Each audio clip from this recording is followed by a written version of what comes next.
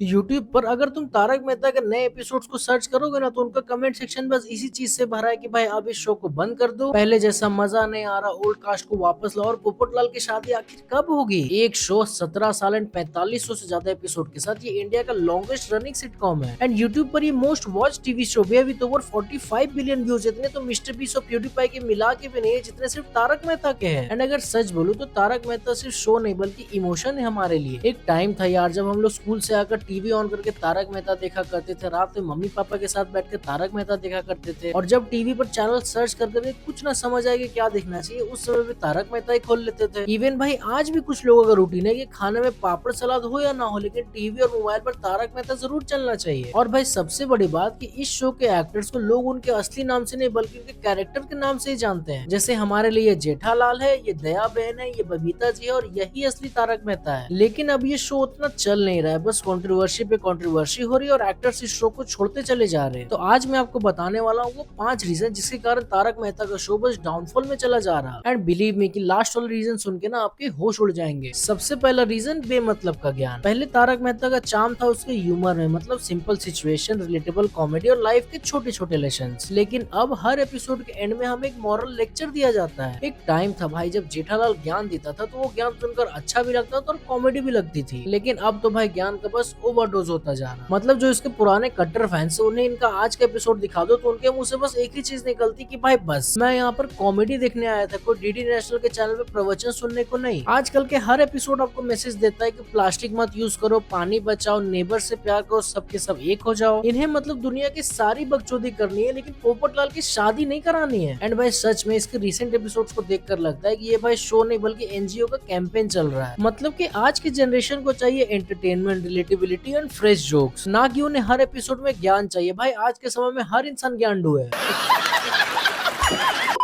Number 2, no story and character development. ये point तो भाई सबसे ज्यादा पेनफुल है क्योंकि एक शो तभी रिलेटेबल रह सकता है जब वो अपने आप और अपने कैरेक्टर्स को समय के साथ इवॉल्व करता रहे। लेकिन इस शो को देखकर तो लग रहा है कि ये लोग 2013-14 में ही अटक कर रह गए हैं। एग्जाम्पल के लिए अय्यर और बबीता जी 17 साल हो गए लेकिन इनका बच्चा नहीं हुआ। मतलब नत्थू काका रिटायर हो चुके हैं लेकिन ये दोनों अभी तक फैमिली प्लानिंग मोड में ही है। दूसरा एग्जाम्पल है पोपटलाल। ये बंदा तो भाई पूरे इंडिया का सिंगल कम्युनिटी का ब्रांड एम्बेसडर है। हर दूसरे एपिसोड में कहते हैं कि शादी हो जाएगी शादी हो जाएगी लेकिन घंटा नहीं होती है शादी। तीसरा एग्जांपल है तारक और अंजलि। भाई 17 साल से डाइट फूड खिला रही है अंजलि और तारक अब तक सिर्फ मूंग दाल और सैलेड पे जी रहा है। ये तो भाई लिटरली कोई टॉर्चर है, शादी नहीं। और ऊपर से इतने डाइट फूड खाने के बाद भी आपका कोई बच्चा नहीं हो रहा है।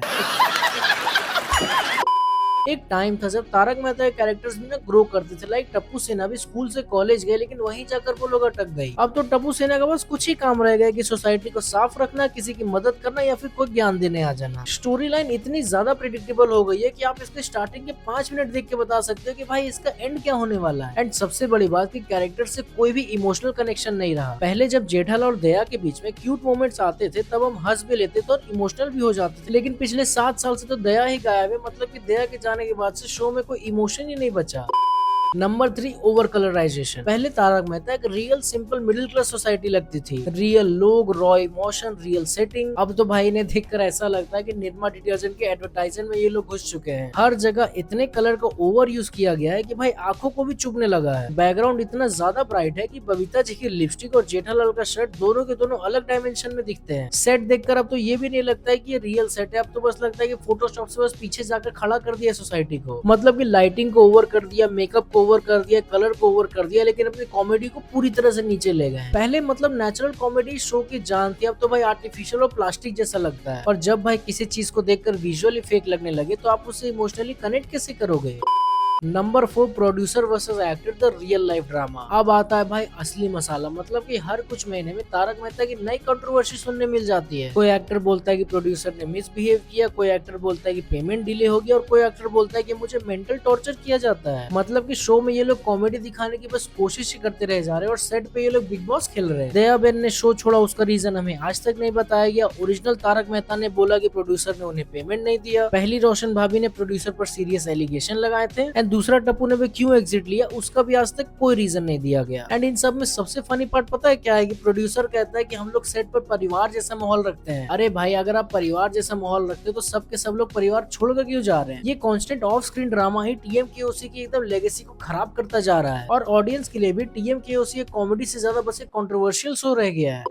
नंबर 5 एंड सबसे बड़ा रीजन कि बेमतलब के शो को खींचना। मेरे हिसाब से ये सबसे बड़ा रीजन है और इसी रीजन ने शो को एक जिंदा बना दिया है। देखो भाई हर शो का एक पीक टाइम होता है। 2008 से लेकर 2016-17 तक तारक मेहता शो का पीक टाइम चल रहा था। उस टाइम कैरेक्टर्स अपने टॉप पे थे, जोक्स फ्रेश थे और स्टोरी काफी ज्यादा नेचुरल लगती थी। लेकिन भाई अब स्टोरी खत्म, कैरेक्टर्स बोर हो चुके हैं और कॉमेडी तो भाई भूल ही जाओ। लेकिन भाई शो अभी भी चल रहा है। क्यों? क्योंकि इन्हें टीआरपी का धंधा भी चलाना है। एक टाइम पे लोग इसके जोक्स पर हंसते थे, अब लोग इसकी शो पर हंसते हैं कि भाई कैसा शो चला रही है लोग। एक टाइम पे इसके कॉमेडी डायलॉग्स वायरल होते थे, अब बस कंट्रोवर्सी वाले क्लिप्स वायरल हो रहे हैं। राइटर्स नए आइडिया ला नहीं पा रहे तो इन्हें कुछ समझ नहीं आया तो पुराने सारे स्क्रीन प्ले उठा के वापस रिपीट करते जाओ। मतलब क्या कर रहे हो भाई? जेठालाल आज ही बबीता जी के चक्कर में, पोपटलाल की शादी आज भी नहीं हुई, तारक ज्ञान देने के चक्कर में, प्रोड्यूसर बस टीआरपी के चक्कर में। सारे के सारे लोग बस चक्कर ही चक्कर में स्टोरी एकदम घंटा जीरो कर दिया इन्होंने। ऑडियंस कितने साल से कह रही है भाई इस चीज को खत्म करो और अपनी इज्जत बचा लो, लेकिन नहीं, ये लोग तो विन डीजल के फैन है। फास्ट एंड फ्यूरियस सीरीज के जैसा इसे भी खींचते चले जाएंगे। देखो भाई माना तारक मेहता के शो अब बहुत ही ज्यादा क्रिंज हो चुका है, लेकिन ये हमारे चाइल्डहुड की एकदम बहुत ब्यूटीफुल मेमोरी है। एंड ऑनेस्टली अगर आप वही पुराने एपिसोड्स को फिर से लगा कर देखोगे ना तो वही कॉमेडी और वही मजा आपको आज भी मिलेगा। प्रॉब्लम ये नहीं है कि शो बुरा हो चुका है, बस प्रॉब्लम ये है कि शो ने अपने आप को टाइम के साथ इवॉल्व नहीं किया है। 17 साल में दुनिया बदल गई, ओटीटी आ गई, मीम कल्चर आ गए, पर तारक मेहता का उल्टा चश्मा वही 2008 में अटका हुआ है। तो भाई लोग ये थे 5 रीजन मेरे हिसाब से जिनके कारण तारक मेहता का उल्टा चश्मा बस डाउनफॉल में चला जा रहा है। आप लोग मुझे कमेंट्स में बताओ कि आपको क्या लगता है, क्या शो का चार्म सच में खत्म हो गया या फिर वो चार्म कभी हमारे साथ वापस भी आ सकता है? क्योंकि भाई मेरे हिसाब से हर शो का एक टाइम होता है। तारक मेहता का शो का अब टाइम हो चुका है क्योंकि ऑडियंस बस एक ही चीज कह रही है। खैर वीडियो पसंद आई है तो वीडियो को लाइक करें, अपने दोस्तों के साथ शेयर करें और ऐसे और अमेजिंग कंटेंट के लिए इस चैनल को सब्सक्राइब करें। मिलते हैं आप सबसे अगले वीडियो में, तब तक के लिए स्वस्थ रहें, सावधान रहें, फेक रिव्यूअर से बचते रहें।